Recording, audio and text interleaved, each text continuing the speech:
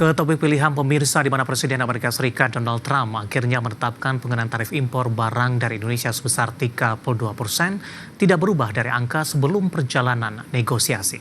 Penetapan tarif tersebut dinilai akan berdampak pada penurunan output ekonomi nasional, namun tidak berdampak signifikan pada perdagangan pasar modal Indonesia. Presiden Amerika Serikat Donald Trump akhirnya menetapkan pengenaan tarif impor barang dari Indonesia sebesar 32%. Angka pengenaan tarif impor untuk Indonesia ini tidak mengalami perubahan dibandingkan dengan diumumkan Trump pada awal April 2025 lalu. Trump mengirimkan surat kepada kepala beberapa negara dunia untuk memberitahu mengenai tarif baru, yang salah satunya dikirimkan kepada Presiden Indonesia Prabowo Subianto. Trump menyebut bahwa hubungan Indonesia dan Amerika Serikat harus dapat berjalan dengan baik dengan perdagangan yang adil. Bahkan Trump menyebut defisit yang dialami Amerika dalam perdagangan dengan Indonesia membuat hubungan kedua negara jauh dari yang disebut sebagai resiprokal. Keputusan ini mendapatkan pandangan dari beberapa pihak. Direktur Center of Economic and Law Studies Selios Bima Yudhistira Adinegara mengatakan berdasarkan hitungan Selios, tarif Trump 32% akan berdampak pada penurunan output ekonomi nasional sebesar 164 triliun rupiah. Kemudian kebijakan Trump ini juga akan menurunkan pendapatan tenaga kerja hingga 52 triliun rupiah, penurunan nilai ekspor hingga 105,9 triliun rupiah, dan menurunkan serapan tenaga kerja sebanyak 1,2 juta orang. Selain itu, keputusan Trump yang akan berlaku 1 Agustus ini menandakan ketidakberhasilan negosiasi pemerintah dengan Amerika yang dikecarkan sejak beberapa bulan terakhir, sebab besaran tarif impor yang tidak berubah sejak 2 April lalu. Sementara itu, Direktur Penilaian Perusahaan BI Igede Nyoman Yetna mengatakan penetapan tarif 32% atas impor oleh Presiden Amerika Serikat Donald Trump tidak berdampak besar pada emiten yang terdaftar. Merujuk pada hasil survei internal, dampak tarif sangat bergantung pada kontribusi produk atau barang yang terkena kebijakan tersebut terhadap emiten. Berbagai sumber ada di channel. Keinformasi emiten pemirsa, PT Adikarya Persero Tbk atau ADI berhasil mengantongi nilai kontrak baru sebesar 2,7 triliun rupiah hingga Mei 2025.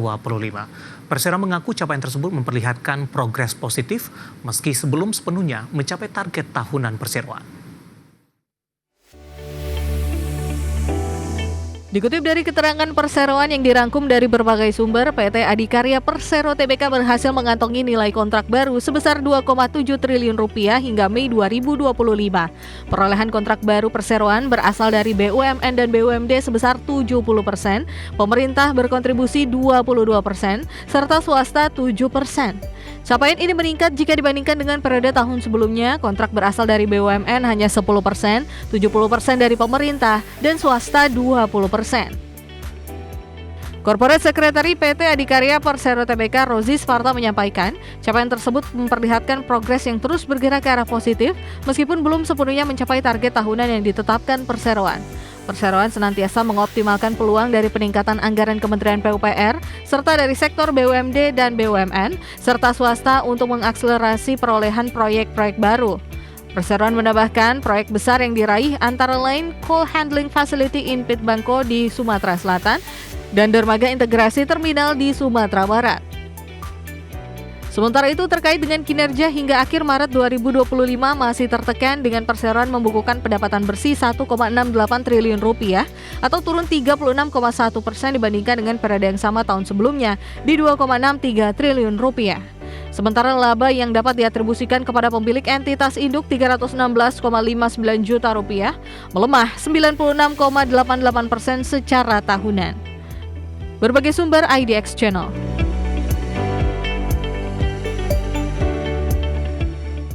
Secara teknikal di sepanjang perdagangan hari ini, saham ADI juga mengalami penguatan signifikan pemirsa di atas 6%, di mana secara intraday sempat ke 252. Langsung saja kita ke grafis yang pertama. Dapat Anda saksikan grafis di layar televisi Anda dibuka pada pagi tadi di zona hijau di 236. Beberapa menit pasca pembukaan, saham ADI sempat mengalami penguatan terbatas pemirsa di 234.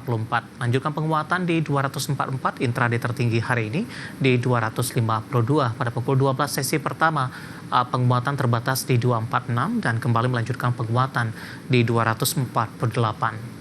Beberapa menit jelang penutupan, 248 masih mampu dipertahankan, menguat di 6,90%. Kita beralih ke grafis selanjutnya, pergerakan saham ADI dalam beberapa bulan terakhir. Grafis selanjutnya di perdagangan awal Januari masih diperdagangkan di 228, Februari di 216, Maret mengalami tekanan yang cukup dalam hingga ke posisi di bawah 200-an, 160, April melesat ke 292, Mei Juni penguatan lebih ke arah terbatas dan Juli mencoba untuk bangkit kembali. Grafis selanjutnya saham-saham atau valuasi saham maksud kami dari ADI dengan beberapa indikator yang ada. Ya, grafis selanjutnya ada price to earning ratio di 1633.25 kali, PSR-nya di 0.31 kali, PBV-nya masih di bawah 1 kali di 0.23 kali, dan PCFR minus di 2.18 kali.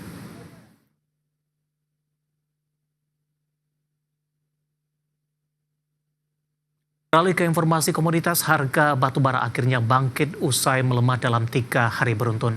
Harga emas turun dalam di tengah sentimen tarif dagang Presiden Amerika Serikat Donald Trump. Sementara harga minyak mentah turun tipis menanti rilis resmi data cadangan minyak mentah Amerika Serikat.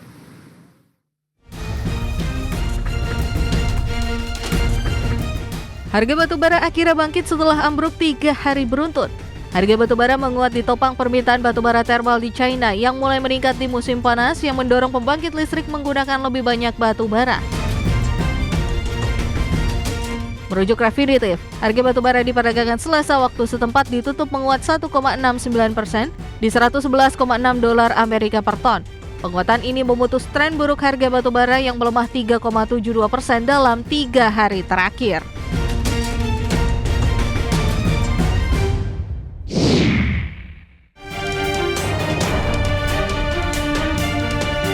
Harga emas dunia terkoreksi dalam di tengah optimisme atas kesepakatan perdagangan antara Amerika Serikat dengan mitra dagang. Di Selasa, harga emas dunia anjlok 1,04% di level $3.300,44 Amerika per troy ounce. Bahkan di perdagangan intraday, harga emas sempat turun ke level $3.200 Amerika per troy ounce. Harga penutupan di Selasa adalah terendah sejak 27 Juni 2025. Sementara di Rabu pagi, harga emas dunia di pasar spot menguat 0,08% di $3.303,18 Amerika per troy ounce.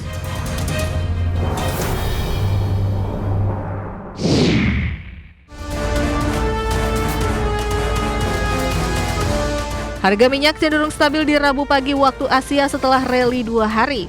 Pasar kini menanti rilis resmi data cadangan minyak mentah Amerika Serikat dan arah kebijakan tarif Presiden Donald Trump yang terus memicu ketegangan global. Per pukul 9:40 waktu Indonesia Barat, harga minyak mentah Brent tercatat $69,97 Amerika per barel, turun tipis dari penutupan sebelumnya di $70,15 Amerika per barel. Sementara minyak WTI Amerika Serikat berada di $68,11 Amerika per barel, melemah dari posisi Selasa di $68,33 Amerika per barel. Berbagai sumber IDX Channel.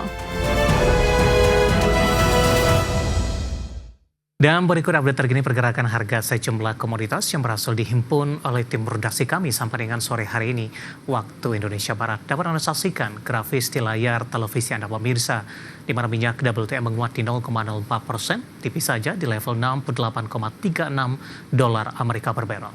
Nikel melemah di 0,2% di 14.991,38 Amerika per metric ton.